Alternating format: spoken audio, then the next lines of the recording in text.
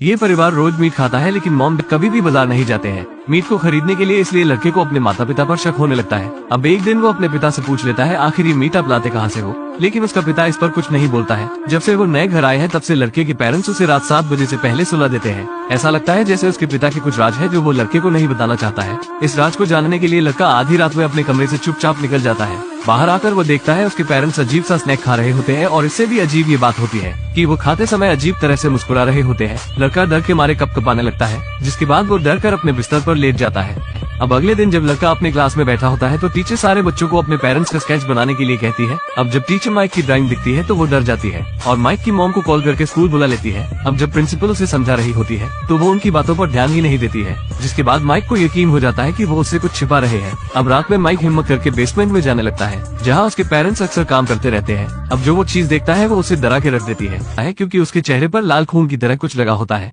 जिसके बाद वो माइक को शांत करके सुलाने ले जाने लगती है। अगली सुबह मॉम फिर मीट से ब्रेकफास्ट बना रही होती है, लेकिन माइक उसे हाथ भी नहीं लगाता है, क्योंकि उसे नहीं पता है कि ये मीट किसका है। अब वो सच्चाई का पता लगाने के लिए किचन में आकर छुप जाता है और मॉम को देखने लगता है। मॉम सबसे पहले मीट को लेकर उसे हथौड़े से कूटती है, फिर उसकी बदबू को छुपाने के लिए उस पर बहुत सारे मसाले डालती है, फिर उसे अच्छी तरह से मिला लेती है। ये सब कुछ देखकर माइक को घिना रही होती है। अब जब सारे बैठकर खाना खा रहे होते हैं तभी माइक फिर उनसे पूछने लगता है कि ये मीट आखिर आया कहाँ से है, लेकिन उसके पेरेंट्स जवाब ना देकर हंसने लगते हैं, उसे नजरअंदाज करने लगते हैं, जिसे देखकर माइक को कुछ समझ नहीं आ रहा होता है। जिसके बाद वो अगले दिन छुपकर मुर्दाघर चला जाता है, जहाँ उसके पिता काम करते हैं। जहाँ वो देखता है उसके पिता एक लाश को प्लास्टिक कवर में बंद कर रहे होते हैं। तभी उसे एक स्केपलर गिर जाता है, फिर वो उसे तुरंत लेकर वहाँ से चला जाता है। अब जब वो अपने पिता की कार का पीछा करने लगता है, फिर अपने पिता की कार के पास आ जाता है और उन्हें झूठ बोलकर कि वो अपने दोस्त के यहाँ से आ रहा है गाड़ी में बैठ जाता है। तभी उसकी नजर पीछे रखे बैग पर पड़ती है। अब जैसे ही वो उसे छूने वाला होता है, उसका पिता उसे रोक लेता है। रात में जब सब खाना खा रहे होते हैं तो पूरी टेबल पर मीट से बना ही सामान होता है, जिसे देखकर माइक की भूख मर जाती है।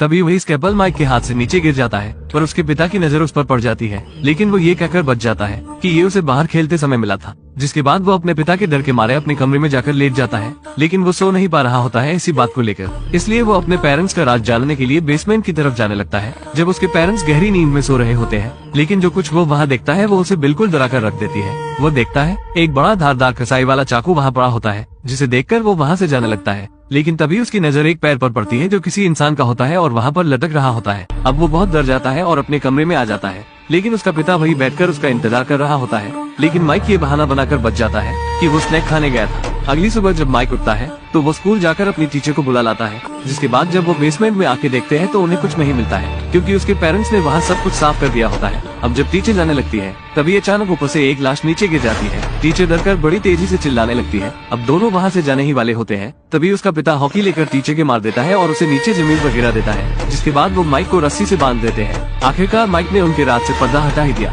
जिसके बाद पिता माइक को सब सच बता देता है कि वो जो रोज खाते थे वो इंसानों का मांस होता था। जिसके बाद पिता माइक को जबरदस्ती मीट को खिलाने लगता है। माइक के पास कोई रास्ता नहीं बचता है खाने के अलावा। तभी माइक चाकू उठाकर अपने पिता के मार देता है। गुस्सा होकर पिता माइक को जान से मारने वाला ही होता है, तभी माइक की माँ उसे रोक लेती है, क्योंकि वो माइक से बहुत प्यार करती है। अब पेरेंट्स आपस में लड़ने लगते हैं, जिससे वो एक दूसरे के चाकू मार देते हैं और अपना चैप्टर क्लोज कर लेते हैं। आखिरकार माइक मीट से मुक्त हो जाता है और अपनी दादी के पास रहने लगता है।